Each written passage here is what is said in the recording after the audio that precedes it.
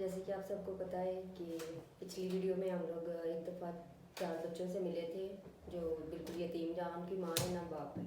तो उनकी हम लोगों ने सपोर्ट की है 1-2 बार, लेकिन वो इस बार उन्होंने मुझे फ़ोन किया। बच्ची ने बताया कि उसके छोटी जो बच्ची है वो काफ़ी बीमार है और बच्चे जो उनकी फ़ीस वगैरह भी पे करनी है।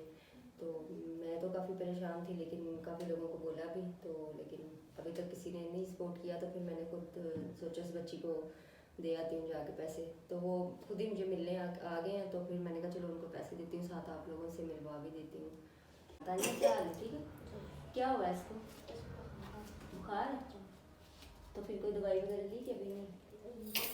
जब आपने फ़ोन किया था तब इसकी तबीयत ज़्यादा ख़राब थी? अच्छा, तो दूसरे जो बहन भाई हैं वो ठीक है? छोटा वाला भी बीमार है? अच्छा, 2 के 3 स्कूल जाते हैं ना? 2 जाते हैं। चलिए, एक तो जो बातें नहीं सही करता। ठीक है, तो इसके अलावा और घर का फिर वो खाना पीना कैसे किया आप लोगों ने? कह रही है कि बस थोड़ा बहुत गुजारा हो जाता है। जैसे इसके मैंने आपको बताया था कि इनके चाचू हैं वो साथ, वो भी यही काम करते हैं, उनको दिहाड़ियाँ वगैरह ही होती हैं, उनकी भी प्रॉपर जॉब नहीं है उनकी भी, तो ताकि वो अपने बच्चों को संभाल सके।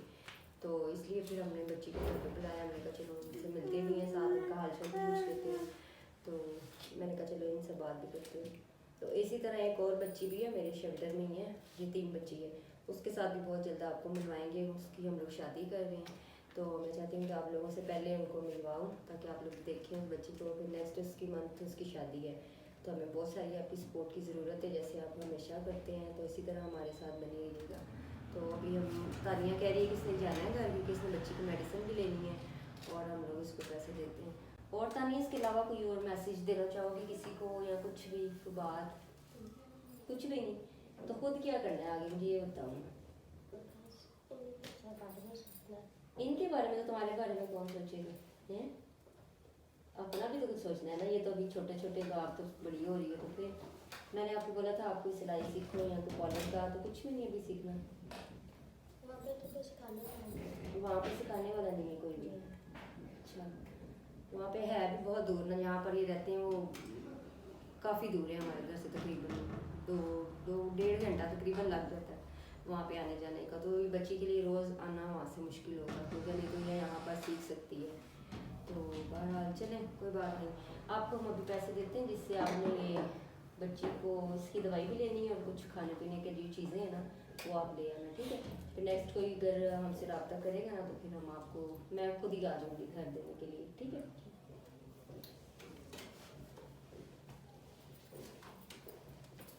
जी, वैसे कुछ किसी ने भेजे हैं बच्चों के लिए, तो मैंने जाना था देने। पहले भी मैं इनको वैसे जाके हर मंथ खुद ही दे आती हूँ, लेकिन इस बार ये तानिया खुद ही आ गई है मिलने के लिए। उसने बताया कि छोटी बहन है वो काफ़ी बीमार है और कुछ वैसे घर में राशन वगैरह का भी थोड़ा सा मसला हो रहा था।